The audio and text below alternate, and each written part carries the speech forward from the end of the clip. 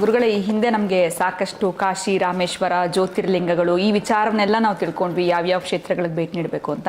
ಇನ್ನು ಒಂದು ದಶಮಹಾವಿದ್ಯೆನಲ್ಲಿ ಬರುವಂಥ ದೇವಿಯರು ಯಾರು, ಯಾವ 12 ರಾಶಿಗೆ ಸಂಬಂಧಪಟ್ಟ ಹಾಗೆ ಯಾವ್ಯಾವ ದೇವಿಯರು ಯಾವ್ಯಾವ ರಾಶಿಗೆ ಬರ್ತಾರೆ, ಇದ್ರ ಬಗ್ಗೆ ಕೂಡ ನಾನು ತಿಳಿಸ್ತೀನಿ ಅನ್ನೋದ್ರ ಬಗ್ಗೆ ಹೇಳಿದ್ರಿ. ಅದ್ರ ಕುರಿತಾಗಿ ಇವತ್ತಿನ ವಿಡಿಯೋನಲ್ಲಿ ತಿಳಿಸ್ಕೊಡಿ. ಅಂದರೆ ರಾಶಿಗಳಿಗೆ ದೇವಿಯರು ಯಾರ್ಯಾರು? ಯಾಕಂದರೆ ಮಂತ್ರಗಳು ಕೊಡಲ್ಲ. ಯಾಕೆ ಕೊಡಲ್ಲ ಅಂದರೆ ದಶಮಹಾವಿದ್ಯೆನಲ್ಲಿ ತಪ್ಪು ಹೇಳ್ತಾರೆ. ಅದು ನನ್ನ ಬಳಿ ಯಾರು 3 ವರ್ಷ 36 ತಿಂಗಳ ಕನಿಷ್ಠ ಪಕ್ಷ ಶಿಷ್ಯನ ಕೆಲಸ ಮಾಡ್ತಾರೆ, ಅವರಿಗೆ ಮಾತ್ರ ಮಂತ್ರೋಪದೇಶ. ಇನ್ನು ಬೇರೆ ಯಾರಿಗೂ ಕೊಡೋ ಹಾಗಿಲ್ಲ. ಅದು ಕೊಟ್ಟರು ತಪ್ಪು ಮಾಡ್ತಾರೆ, ತುಂಬ ರಾಂಗ್ ಆಗುತ್ತೆ. ಅದೊಂದು ದೊಡ್ಡ ರೀತಿಯ ನಾನು ಮೊದಲೊಂದು ಸಲ ಹೇಳಿದೆ ಆಟಂಬಾಂಬ ಕೆಲಸ ಮಾಡುತ್ತೆ ಅಂತ. ಹಾಗೆ ಆ ತರಹದ್ದು ಪ್ರೀತಿಯ ಬಂಧುಗಳೇ, ನಾನು ಏನು ನಿಮಗೆ ತಿಳಿಸ್ತೀನಿ ಅಂತಂದರೆ, ಈಗ ನೋಡಿ, ಒಂದು ಕುಟುಂಬದಲ್ಲಿ ಅಣ್ಣ ತಮ್ಮಂದರೋ ವ್ಯಾಜ್ಯಗಳು, ಇವ್ರಿಗೆ ಕಂಡ್ರೆ ಅವ್ರಿಗಾಗಲ್ಲ, ಅವ್ರಿಗೆ ಕಂಡ್ರೆ ಇವ್ರಿಗಾಗಲ್ಲ. ಅದಾದ ಮೇಲೆ ಅಭಿವೃದ್ಧಿ ಇರಲ್ಲ. ಇವರ ಅಕ್ಕಪಕ್ಕದವರು ಬೆಳೀತಿರ್ತಾರೆ, ಇವ್ರ ಕುಟುಂಬದವರು ಬೆಳೀತಿರ್ತಾರೆ, ಇವ್ರ ಕುಟುಂಬಕ್ಕೆ ಸಂಬಂಧಪಟ್ಟ ಇವ್ರ ಹತ್ರ ಕೆಲಸ ಮಾಡೋರು ಬೆಳೀತಿರ್ತಾರೆ. ಯಾಕೋ ಏನೋ ಇವರು ಏನೋ ಕನಸು ಕಟ್ಕೊಂಡಿರ್ತಾರೆ, ಯಾಕೋ ಗೊತ್ತಿಲ್ಲ. ಯಾವುದರಲ್ಲೂ ಏಳಿಗೆ ಅನ್ನೋದು ಇರೋದಿಲ್ಲ. ಇಲ್ಲಿ ಏನು ಸೂಚನೆ ಕೊಡುತ್ತೆ ಅಂತಂದರೆ, ಇವರ ಕುಲದೇವರಿಗೆ ವರ್ಷಕ್ಕೊಂದು ಸಲ ಹೋಗುವಂಥದ್ದು ಒಂದು ಪೂಜೆ, ಅಲ್ಲಿ ಸಂಬಂಧಪಡುವಂಥ ಒಂದು ಸೇವೆ ಏನಾದರೂ ಮಾಡಲಿಲ್ಲ ಅಂದರೆ ಕುಲದೇವರು ಹಸಿವಿನಿಂದ ಬಳಲ್ತಾ ಇದ್ದರೆ ಬಹುಶಃ ಈ ರೀತಿ ಎಲ್ಲ ತರಹದ್ದು ತೊಂದರೆಗೆ ಸಿಕ್ಕಾಕೊಂಡ್ಬಿಡುತ್ತೆ. ಅಂದರೆ ಮಾನವ ಪ್ರಯತ್ನ, ಏನು ಪ್ರಯತ್ನ ಪಟ್ಟರೂ ಮಾನವ ಪ್ರಯತ್ನಕ್ಕೆ ಪ್ರತಿಫಲ ಇಲ್ಲ. ಕುಲದೇವರು ಹಸಿವಿಂದ ಬಳಲ್ತಾ ಇದ್ದರೆ ಅದು ದೇವರಲ್ಲ ಗುರುಗಳೇ, ಅವ್ರಿಗೇನು ಹಸಿವಾಗತ್ತಾ? ದೇವರಿಗೆ ಅದು ಯಾವುದಿರಲ್ಲ. ನಿನ್ನ ಭಾವನೆಗೆ, ನಿನ್ನ ಕೃತಜ್ಞತೆಗೆ ಅಲ್ಲಿ ಒಂದು ಟೈಮ್ ಅಂತ ಹಾಕ್ಕೊಂಡಿರ್ತಾರೆ. ಅದಕ್ಕಾಗಿ ಒಂದು ಲೈಸೆನ್ಸ್ ರಿನ್ಯೂವಲ್ ಮಾಡಿಕೊಳ್ಳೋ ಪದ್ಧತಿ ಹೇಗೋ ಹಾಗೆ ವರ್ಷಕ್ಕೆ ಒಂದು ಸಲ ನಾನು ಆದರೆ ನನ್ನ ಒಂದು ತಪಸ್ಸಿಗೆ ಗೋಚರ ಆಗಿದ್ದನ್ನು ತಿಳಿಸೋದಾದರೆ 108 ದಿನಕ್ಕೊಮ್ಮೆ 108 ದಿನಕ್ಕೊಮ್ಮೆ 108 ದಿನಕ್ಕೊಮ್ಮೆ ಈ ಒಂದು ನಕ್ಷತ್ರಕ್ಕೆ ಸಂಬಂಧಪಟ್ಟ 4 ಪಾದಗಳನ್ನು ಕೌಂಟ್ ಮಾಡಿ 27 ನಕ್ಷತ್ರಕ್ಕೆ 108 ಪಾದಗಳಂತ ಕೌಂಟ್ ಮಾಡಿದ್ರೆ ನಿಮ್ಮ ಹೋಗಿರೋ ಗತಿಸಿರುವಂಥ ಹಿರಿಯರು ಯಾವುದು ಪಾದ ಇದೆಯೋ, ನಿಮ್ಮ ಮಕ್ಕಳು, ಮುಂದೆ ಹುಟ್ಟತಕ್ಕಂಥ ಮೊಮ್ಮಕ್ಕಳು ಈ 108 ಪಾದಗಳೆಲ್ಲೋ ಇರುತ್ತಾರೆ. ಒಟ್ಟಾರೆ ಅವ್ರಿಗೂ ಕೂಡ ಬಹುಶಃ ನೀವು ಮೊದಲೇ ಏನು ಹೇಳ್ತಾರಲ್ಲ, ಇನ್ಶೂರೆನ್ಸ್ ಮಾಡಿ ಇಡೋದು ಅಂತ, ಹಾಗೆ ಮನೆ ದೇವರಿಗೆ ಹೋಗುವಂಥದ್ದು. ಮನೆ ದೇವರೇ ಗೊತ್ತಿಲ್ಲ ಗುರುಗಳೇ ನಮಗೆ, ಅದು ದೊಡ್ಡ ತಾಪತ್ರಯ. ಹೌದು, ಅದು ದೊಡ್ಡ ತಾಪತ್ರಯ. ಅಂದರೆ ಇಲ್ಲೊಂದು ರಹಸ್ಯ ಇದೆ. ಅಂತಹ ಮನೆ ದೇವರು ಗೊತ್ತಿಲ್ಲ ಅನ್ನುವವರೆಗೂ ಕೂಡ ನೀವು ಕೊಟ್ಟಿರೋ ಅಪ್ಲಿಕೇಶನನ್ನು ನಿಮ್ಮ ಮನೆ ದೇವರಿಗೆ ಕಳಿಸ್ಕೊಡ್ತಾಳಂತೆ. ನೋಡು, ನಿಮ್ಮ ಭಕ್ತರು ಬಂದಿದ್ದರು ಅಥವಾ ನಿನ್ನ ಕುಟುಂಬಸ್ಥರು ಬಂದಿದ್ದರು, ನಿಮ್ಮ ಮನೆಯವರು ಬಂದಿದ್ದರು, ಅವರಿಗೆ ನಿನ್ನ ಜಾಗ ಗೊತ್ತಿಲ್ಲದೆ ನನ್ನ ಬಳಿ ಬಂದಿದ್ದರು, ಅವರದ್ದ ಕರೆಕ್ಟ್ ನಿನಗೆ ಸೇರಿಸ್ತಾ ಇದ್ದೀನಿ, ಅವರಿಗೆ ಅನುಗ್ರಹ ಮಾಡು ಅಂತ ಹೇಳ್ತಾರಂತೆ. ಯಾರು? ಕಾಮಾಖ್ಯ ದೇವಿ, ಒಡಿಸ್ಸಾದ ಕಾಮಾಖ್ಯ ದೇವಿ. ಕಾಮಾಖ್ಯ ದೇವಿ ಅಂದರೆ ಗುಪ್ತಾಂಗದ ಪೂಜೆ ಮಾಡ್ತಾರೆ, ಮಂತ್ರ ರಹಸ್ಯಗಳಿದೆ, ವಾಮಾಚಾರ ಇದೆ, ಏನೇನೋ ಬಲಿ ಕೊಡ್ತಾರೆ. ಅವೆಲ್ಲ ಎರಡನೇದು. ಈ ಬಲಿ ಕೊಡ್ತಾರೆ ಅಂದರೆ ಅದೊಂದು ವಿಧಾನ, ಅದೊಂದು ಸಬ್ಜೆಕ್ಟ್ ಮಾತಾಡೋಣ. ಅದು ಯಾಕೆ ಮಾಡ್ತಾರೆ, ಎಲ್ಲಿ ಮಾಡ್ತಾರೆ, ಏನಕ್ಕೆ ಮಾಡ್ತಾರೆ. ಈಗ ನೀವೇನು ಮಾಡಬೇಕು? ನೀವು ಕೂಡ 3 ಬಲಿ ಕೊಡಬೇಕು. ಅದೇನು ಕೊಡಬೇಕು ಬಲಿ ಅದನ್ನು ಹೇಳ್ತೀನಿ. ನೀವು ಕೇಳಿದ್ರೆ ಏನು ಕೊಡಬೇಕು ಬಲಿ ಅದನ್ನು ಹೇಳ್ತೀನಿ ನಾನು. ನೀವು ಪ್ರತಿನಿತ್ಯ ಕೊಡಬೇಕು ಆ 3 ಬಲಿ, ಆ 3 ಪ್ರಾಣಿಗಳನ್ನ ಬಲಿ ಕೊಡಬೇಕು. ಅದನ್ನು ಪಕ್ಕಕ್ಕಿಡ್ತಾ ಈ ದಶಮಹಾವಿದ್ಯೆಗೆ ಬರ್ತೀನಿ ನಾನೀಗ. ಅಂತಹ ದಶಮಹಾವಿದ್ಯೆಗೆ ಸಂಬಂಧಪಡತಕ್ಕಂಥದ್ದು ಕಾಮಾಖ್ಯ ಇದೆಯಲ್ಲ, ನಿಮ್ಮ ಮನೆ ದೇವರು ಗೊತ್ತಿದ್ದು ಅಥವಾ ಗೊತ್ತಿಲ್ಲ, ಇಲ್ಲಿಗೆ ಹೋಗೋಣ, ಗೊತ್ತಿದ್ದರೂ ಕೂಡ ನೀವು ಅಲ್ಲಿ ಏನೋ ಸೇವೆಗಳು ಮಾಡಲಿಲ್ಲ, ಮಾಡಿದರೂ ಆ ದೇವಿಗೆ ಅದು ಸರಿಯಾಗಿ ಮುಟ್ಟಿಸ್ಲಿಕ್ಕಾಗಲಿಲ್ಲ, ಏನು ಏರುಪೇರಾಯಿತೋ ಗೊತ್ತಿಲ್ಲ, ಮನೆಯಲ್ಲಿ ಯಾವ ಅಂಟು ಮುಟ್ಟುಗಳು ಏನು ಕರ್ಮಗಳಿತ್ತೋ ಅವೆಲ್ಲ ಗೊತ್ತಿಲ್ಲ, ಒಂದು ರೀತಿ ಹೋಗಿದ್ದೆ ಅಪಭ್ರಂಶ ಅಂದರೂ ಸಹಿತ ಮನೆ ದೇವರು ಗೊತ್ತಿದ್ದರೂ ಗೊತ್ತಿಲ್ಲದಿದ್ದರೂ ಒಂದು ಬಾರಿಯಾದರೂ ಕಾಮಾಖ್ಯ ಅಮ್ಮನವರ ದರ್ಶನವನ್ನು ಮಾಡಿಕೊಳ್ಳಬಹುದು. ತಾಂತ್ರಿಕ ಮಾಂತ್ರಿಕ ಎಲ್ಲ ಆಮೇಲೆ ಮಾತಾಡೋಣ. ಯಾಕಂದರೆ ನಮ್ಮ ಜನ್ಮ ಬಂದಿದ್ದೇ ಅಲ್ಲಿಂದ ಅನ್ನೋದರಿಂದ ಹಿಡಿದು ಏನು ಮಾತಾಡುತ್ತೆ ಅಂತಂದರೆ, ಅಲ್ಲಿ ಸೈಲೆಂಟಾಗಿ ಕೂತಿರ್ತಾರೆ, ಗೊತ್ತೇ ಆಗಲ್ಲ ಇವರು ಏನು ಶಕ್ತಿ ಇದೆ, ಏನು ಪವರ್ ಇದೆ ಗೊತ್ತೇ ಆಗಲ್ಲ. ಅದು ಗೊತ್ತು ಮಾಡ್ಕೊಳ್ಳುವಂಥದ್ದು ಪ್ರಯತ್ನ ನಮಗಿದ್ರೆ ಮಾತ್ರ ಅದರ ಹರಿವು ಗೊತ್ತಾಗ್ತಕ್ಕಂಥದ್ದು. ನನ್ನ ಬಳಿ ಯಾರೋ ಒಬ್ಬರು ಪಾಪ ಸೆಕೆಂಡ್ ಪಿ ಹೆಣ್ಣು ಮಗಳು, ಈಗ ನೋಡ್ತಾರೆ ಅವ್ರು, ಡೈಲಿ ನೋಡೋಂಥವ್ರೆ, ನಮ್ಮ ಬಳಿ ಬರ್ತಾರೆ ಮಹಾತಾಯಿ ಸಂಗೀತಮ್ಮ ಅಂತವರು. ಅವರು ಸಂಗೀತಮ್ಮ ಅಂದರೆ ಗೊತ್ತಾ, ನೀವು ಡೈಲಿ ಬಟ್ಟೆ ಚೇಂಜ್ ಮಾಡ್ತೀರಲ್ಲ, ಆಯಮ್ಮ ಡೈಲಿ ಬಂಗಾರ ಚೇಂಜ್ ಮಾಡ್ತಾಳೆ. ಆಯಮ್ಮ ನೋಡ್ತಿರ್ತಾರೆ, ಅವ್ರಿಗೆ ಇದು ಅರ್ಪಣೆ. ಅವ್ರು ಬಟ್ಟೆ ಚೇಂಜ್ ಮಾಡ್ದಂಗೆ ಬಂಗಾರ ಚೇಂಜ್ ಮಾಡೋದು. ಏನೇನೇನೋ ಧರಿಸ್ತಾರೆ. ಈ ಶನಿವಾರಕ್ಕೆ ಈ ಬಂಗಾರ, ಭಾನುವಾರಕ್ಕೆ ಇದು, ಸೋಮವಾರಕ್ಕೆ ಹಿಂಗೆ ಮಾಡಿ ಇಟ್ಕೊಂಡಿರ್ತಾರೆ. ಅವರ ಕ್ಲೈಂಟ್ ಅವರು, ಆ ಕ್ಲೈಂಟ್ ಹೆಸರು ಜ್ಞಾಪಕ ಬಂತು, ರಮೇಶ್ ಅಂತ. ಅವ್ರ ಮಗಳು, ಆ ಮಗಳ ಹೆಸರು ಹೇಳೋದು ಬೇಡ, ಆ ರಮೇಶ್ ಎಲ್ಲನವ್ರು ಹೇಳೋದು ಬೇಡ, ಅವ್ರು ನೋಡ್ತಿರ್ತಾರೆ ಪಾಪ. ಸೆಕೆಂಡ್ ಪಿ ಹೆಣ್ಣು ಮಗಳು, ಇನ್ನೂ ಅವಳು ಋತುಮತಿ ಆಗಿಲ್ಲ. ಅವರು ಸೆಕೆಂಡ್ ಪಿ ಯು ಸಿ ಓದ್ತಿದ್ದಾಳೆ. ಸಾಮಾನ್ಯವಾಗಿ 9th 10thಗೆಲ್ಲ ಹೆಣ್ಮಕ್ಳು ಬಹುಶಃ ಆಗ್ತಾರೆ. ಈ ಮಗು ಆಗಲಿಲ್ಲ. ಸರಿ ಏನು ಅಂತ ಜಾತಕ ಗಮನಿಸಿ ನೋಡಿದ್ರೆ ಇವ್ರ ಮನೆ ದೇವರು ಹೇಳ್ತೀನಿ, ನಮ್ಮ ಮನೆ ದೇವರ ಗೊತ್ತಾಗಲ್ಲ. ಮೊದಲು ಈ ಮಗುನ ಕರ್ಕೊಂಡು, ಮನೆ ದೇವರೇ ಗೊತ್ತಿಲ್ಲ ಅಂದಮೇಲೆ ಇನ್ನು ನಾನು ಜಾಸ್ತಿ ನಿಮ್ಮ ಹತ್ರ ಮಾತಾಡೋದೇ ಬೇಡ, ನೇರವಾಗಿ ಈ ಮಗುನ ಕರ್ಕೊಂಡು ನೀವು ಕಾಮಾಖ್ಯ ಹೋಗಿ. ನನ್ನ ಮುಂದೆನೇ ಅವತ್ತು ಟಿಕೆಟ್ ಚೆಕ್ ಮಾಡಿಕೊಂಡ್ರು, ಫ್ಲೈಟ್ ಬುಕ್ ಮಾಡಿಕೊಂಡ್ರು. ಅವ್ರ ಜೊತೆ ನಮ್ಮ ಸಂಗೀತ ಮಹಾತಾಯಿ ಕೂಡ ಹೋಗಿದ್ದರು. ಅಲ್ಲಿಗೆ ಹೋಗಿ ಬಂದಮೇಲೆ 3 ತಿಂಗಳಿಗೆ ಆ ಮಗು ಋತುಮತಿ ಆಯಿತು. ಅವ್ರಿಗೆ ಆಗಿದ್ದ ಖುಷಿಯೇ ಬೇರೆ.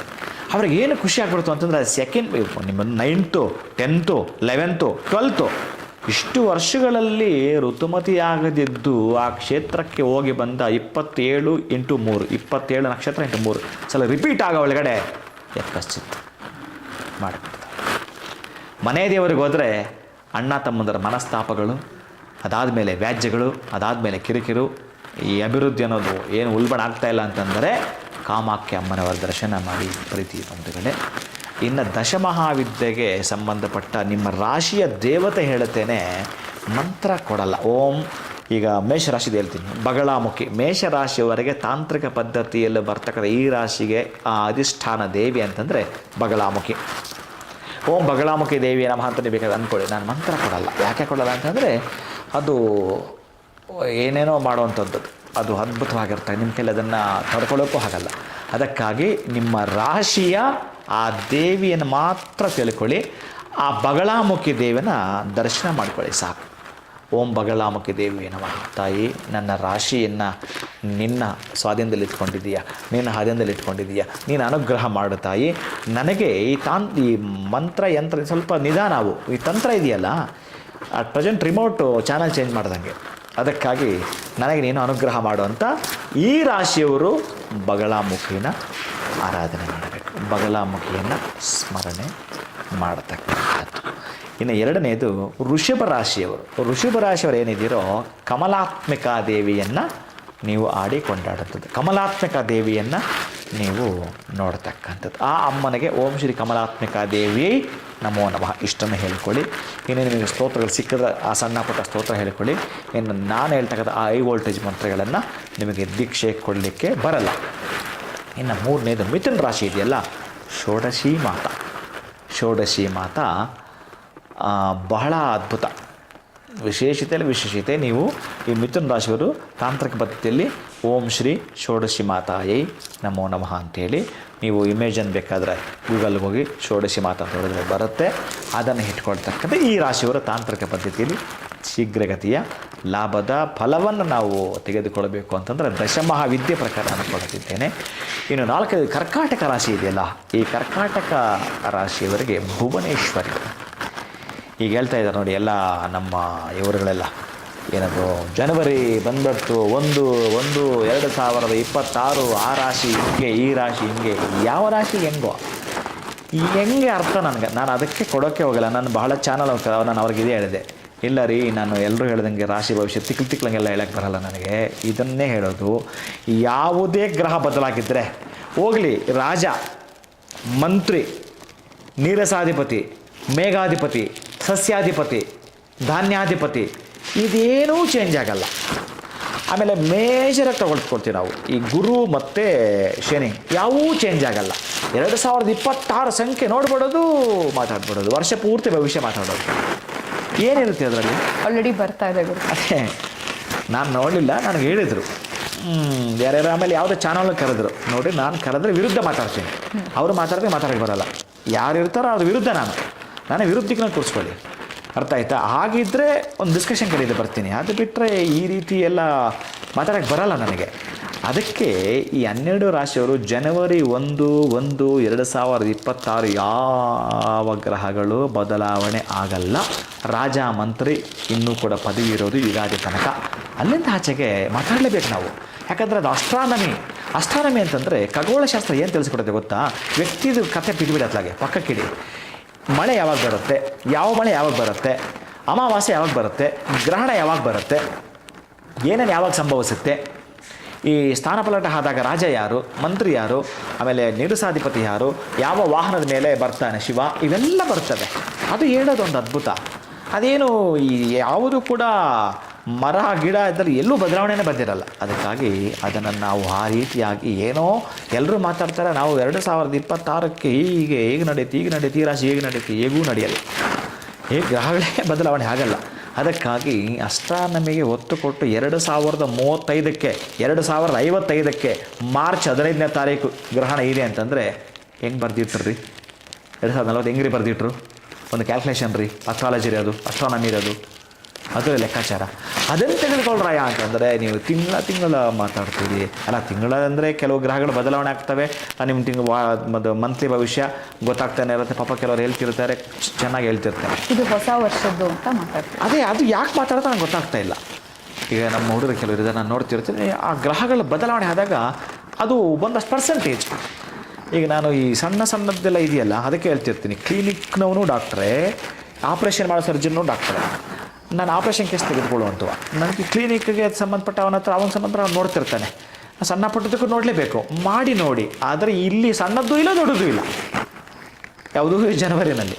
ಅದಕ್ಕಾಗಿ ನಾನೇನು ಹೇಳ್ತೀನಿ ಅಂತಂದರೆ, ಪ್ರೀತಿಯ ಬಂಧುಗಳೇ, 2026 ಜನವರಿಯಿಂದ ಆಚೆಗೆ ನೀವು ಇದನ್ನು ಅಪ್ಲೈ ಮಾಡ್ಕೊಳ್ಳಿ. ಯಾವುದನ್ನು ಈಗ ನಾನು ಹೇಳ್ತಾ ಇದ್ದೀನಲ್ಲ, ಇದನ್ನು ಅಪ್ಲೈ ಮಾಡ್ಕೊಳ್ಳಿ. ಅಪ್ಪ, ನನ್ನ ರಾಶಿಗೆ ಸಂಬಂಧಪಡ್ತಕ್ಕಂತಹ ಅಧಿಷ್ಠಾನ ದೇವತೆ ಮಹಾತಾಯಿ ಬಗಲಾಮುಖಿ ಅನ್ನೋದು ಮೇಷರಾಶಿಗೆ ಗೊತ್ತಾಗ್ಬಿಡುತ್ತಾ? ಆ ಕ್ಷೇತ್ರಕ್ಕೆ ಹೋಗಿ ಬರೋದನ್ನು ಪ್ಲ್ಯಾನ್ ಮಾಡುತ್ತೆ.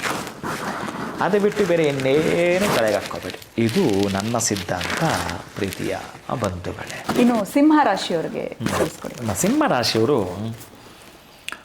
ಮಾತಂಗಿ. ಇಲ್ಲಿ ಒಂದೊಂದು ರಾಶಿಗೆ 2 ಬರ್ತವೆ. ಈಗ ಸಿಂಹರಾಶಿಗೆ ಮಾತಂಗಿ, ಈ ರಾಜ ಮಾತಂಗಿನ ಅದೇ ಬಹಳ ಕಠಿಣ ಪರಿಸ್ಥಿತಿನಲ್ಲಿ, ಏನು ನಮಗೆ ಎಷ್ಟು ಯೋಚನೆ ಮಾಡಿದ್ರೂ ಕೂಡ ಆಗ್ತಾ ಇಲ್ಲಪ್ಪ. ಅದು ಮಾಡಿದೀವಿ, ಹೋಮ ಮಾಡಿದೀವಿ, ವ್ರತ ಮಾಡಿದೀವಿ, ಪೂಜೆ ಮಾಡಿದೀವಿ, ಅಭಿಷೇಕ ಮಾಡಿದೀವಿ, ಕ್ಷೇತ್ರಕ್ಕೆ ಹೋಗಿ ಬಂದ್ವಿ, ಅವ್ರು ಹೇಳಿದ್ದು ಮಾಡಿದ್ವಿ, ಇವ್ರು ಹೇಳಿದ್ದು ಮಾಡಿದ್ವಿ, ಎಲ್ಲರೂ ಅಸ್ಟ್ರಾಲಜರ್ ಹೇಳಿದ್ದು ಮಾಡಿದ್ವಿ. ಕೆಲವರು ಅಸ್ಟ್ರಾಲಜಿಲೆಲ್ಲ ಕೆಲವು ಗುರುಗಳೇ ನಮ್ಗೆ ಗೊತ್ತಿದ್ದೆಲ್ಲ ಮಾಡಾಗಿದೆ ಗುರುಗಳೇ, ಇದೇನು ಅಂತ ಹೇಳಬೇಕು ಅಂತಂದು ಬಂದಾಗ ಅವರಿಗೆ ತಾಂತ್ರಿಕ ಪದ್ಧತಿಯನ್ನು ನನಗೆ ಬರ್ತೀನಿ ಅಂತ ಹೇಳಿದ ಮೇಲೆ ಆ ತಾಂತ್ರಿಕ ಪದ್ಧತಿನ ಹೇಳುವಾಗ ಕೆಲವೊಬ್ಬರಿಗೆ ಸೂಚನೆ ಕೊಡ್ತೇನೆ. ಅವರಿಗೆ ಉಪದೇಶವನ್ನು ಕೊಟ್ಟು ಕೆಲವು ಮಂತ್ರಗಳನ್ನ ಕೊಡ್ತೇನೆ.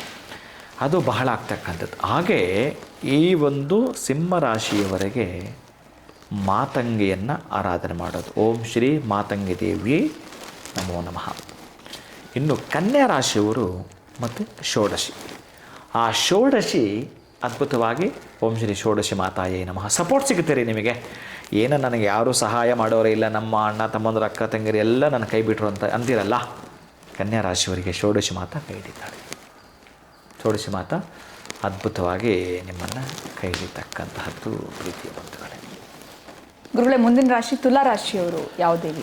ತುಲಾ ರಾಶಿಯವರಿಗೆ ಕಮಲಾತ್ಮಿಕ ಲಕ್ಷ್ಮಿ, ಕಮಲಾತ್ಮಿಕ ಅಂದರೆ ಲಕ್ಷ್ಮಿ.